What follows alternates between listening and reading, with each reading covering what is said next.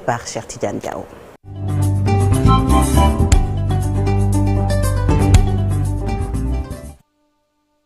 Ce bulletin que nous ouvrons avec la campagne présidentielle qui bat son plein à moins d'une semaine de l'élection, Cheikh Tidiane Diao. Avec le leader de la coalition Diao 2024 qui était à Louga, il s'engage à défendre les droits des Sénégalais de l'extérieur.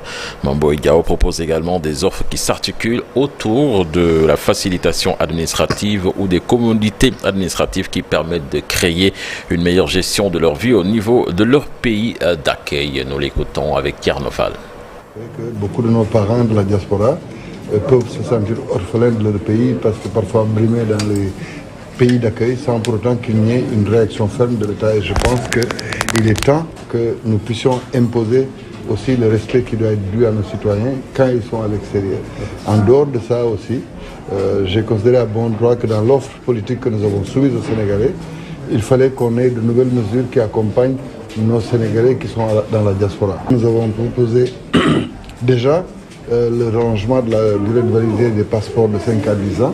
De la même manière que nous avons pensé qu'il fallait qu'il y ait des plateformes uniques numérisées qui permettent aussi de pouvoir répondre à toutes les requêtes qui concernent justement la vie de l'immigré, de la naissance d'un de ses enfants, à tous les événements qui peuvent survenir et qui nécessitent justement la délivrance d'un document officiel de l'État du Sénégal. Les immigrés ont envie d'investir dans leur pays, soit pour préparer le retour, soit pour contribuer à l'activité économique.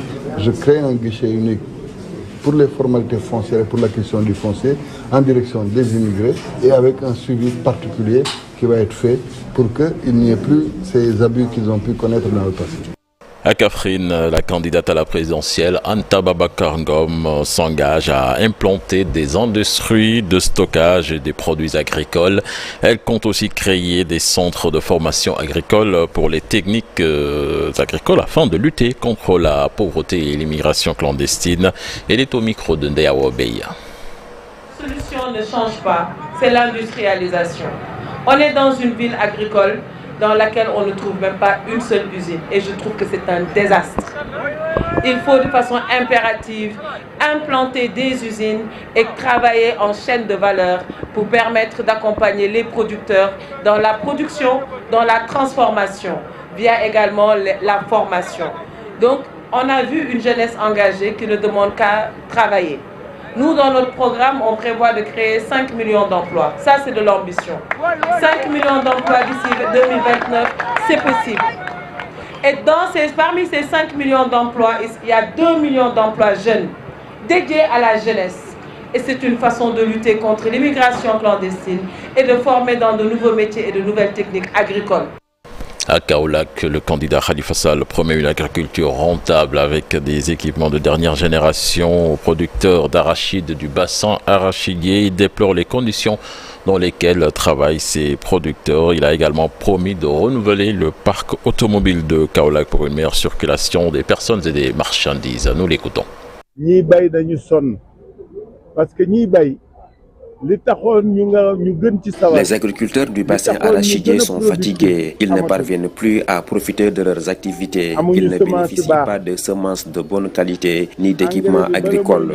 Depuis plus de 20 ans, ils travaillent avec les mêmes outils. L'accès à ces équipements agricoles constitue une problématique pour eux. Mais le plus déplorable, c'est le prix du kilogramme d'arachide qu'on leur fixe. C'est pour cette raison qu'ils bradent leur production avant même le démarrage de la campagne de commercialisation arachidière. Je vous promets de revoir le prix du kilogramme d'arachide une fois élu à la tête de l'État du Sénégal. Kaolack est une plaque tournante, un hub. Le transport terrestre joue un rôle important dans cette région. Toutefois, le parc automobile laisse à désirer. De manière générale, le transport à Kaolack mérite plus de considération.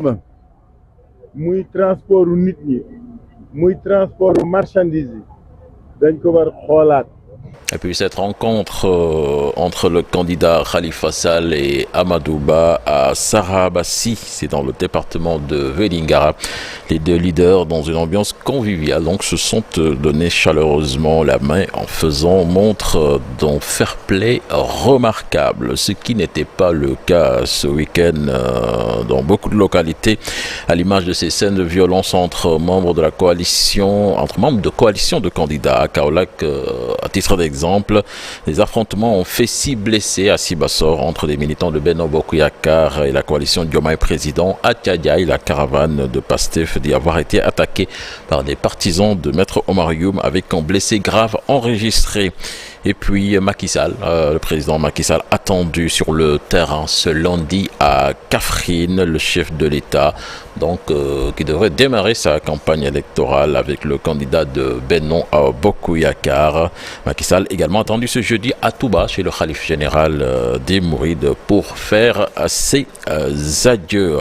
Et puis les candidats à l'élection présidentielle ont-ils accordé une place à l'éducation et la formation dans leur programme de gouvernance? Les élèves du lycée de Bombay ont procédé à la vérification à travers un programme Jota Undawi. Ils ont invité les candidats ou leurs représentants à décliner les plans de leur programme consacré à l'éducation et à la formation. Babacar Diouf.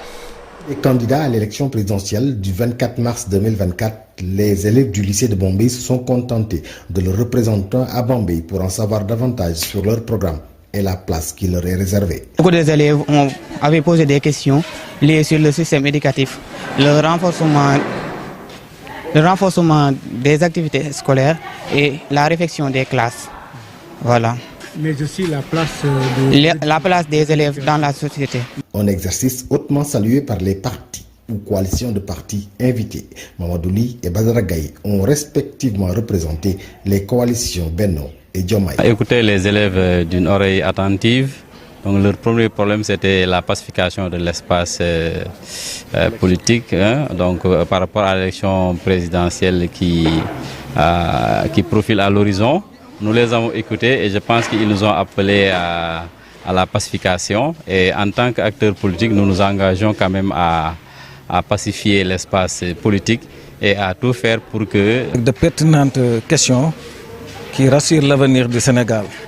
Parce que comme je l'ai dit tantôt, aujourd'hui, si vous venez au lycée de Bambey, des élèves de la seconde, première, terminale, vous posez des questions sur le programme d'un candidat, ça rassure.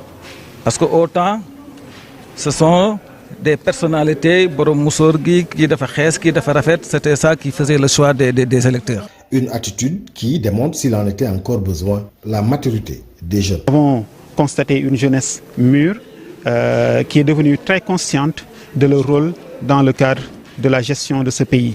À travers ces causeries dites Djetayo Khaleyi, la COSYDEP travaille pour une pacification de l'espace scolaire. Viser, c'est surtout la pacification et élection pacifique, la non-violence. Une fois le 24 mars 2024, que les enfants, le lendemain, le 25, les candidats se félicitent et les élèves passent automatiquement continuer leurs études sans qu'il y ait des difficultés sur le quantum horaire. Retenez que la CEDEAO va déployer 130 observateurs pour l'élection présidentielle au Sénégal. L'organisation sous-régionale ouest-africaine s'est également félicitée de la loi d'amnistie qui a été votée au Sénégal la semaine dernière, Sorna Fati. Et puis, autre actualité, Cheikh Tidiane, les livreurs tchak-tchak du Sénégal exigent la régularisation de leur secteur. Vu les nombreux cas de vol et d'agression, l'association des livreurs tchak-tchak du Sénégal faisait face à la presse hier là-dessus. Nous écoutons les explications d'Ibrahim Badji, le secrétaire général, interrogé par Habib Faye. C'est très difficile actuellement de nos jours de faire la différence entre le livreur, le voleur et l'agresseur. En réalité, je l'ai énuméré, j'ai dit que nous utilisons tous le même moyen de travail, je peux dire, parce qu'eux, ils font le travail. Maintenant, à savoir les motos. Maintenant, par exemple, imaginez quelqu'un qui a sa carte grise, son permis de conduire et en réalité qui a son assurance. Déjà, il y a la plaque d'immatriculation qui va faire la différence. Parce qu'une personne qui a une plaque d'immatriculation, il ne peut pas en réalité faire des choses qui sont interdites par la loi. Nous lui proposons que tous les livreurs aient un accès facile surtout à la mutation. Imaginez qu'on ait des gilets où c'est écrit l'association des livreurs tchak-tchak du Sénégal. Et que quand tu travailles, tu portes ton gilet, mais quand tu fais un délit, automatiquement tu es facile, on t'identifie facilement. On est plus de 4000 et quelques livreurs. On s'est dit que chaque livreur évolue respectivement ou bien travaille respectivement dans sa commune. Donc avec la collaboration de la municipalité, des communes, nous livreurs, à chaque, par exemple, on peut prendre les 6 jours, voire les 5 jours de la semaine, du lundi au vendredi, pour essayer de contribuer à la descente. Chaque livreur cotise 100 francs au niveau de sa municipalité. Nous l'avons demandé que ces cartes aient ce qu'on appelle une base juridique. C'est quoi une base juridique?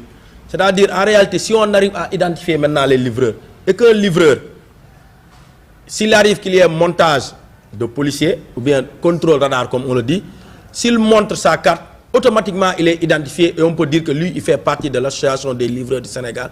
Retenez la passation de service ce matin à la Sonaged, la société en charge de la gestion des déchets. Le nouveau DG Abouba sera installé dans ses nouvelles fonctions en remplacement de Mastiama. Voilà, Sokhna Fati, donc c'était là l'essentiel de l'actualité nationale de ce matin. Merci beaucoup, cher Tidiane Diao, pour cette première tasse actu très politique, normale. On est en campagne électorale. Le prochain rendez-vous d'information pour l'actualité nationale, ce sera tout à l'heure. À présent, la page internationale.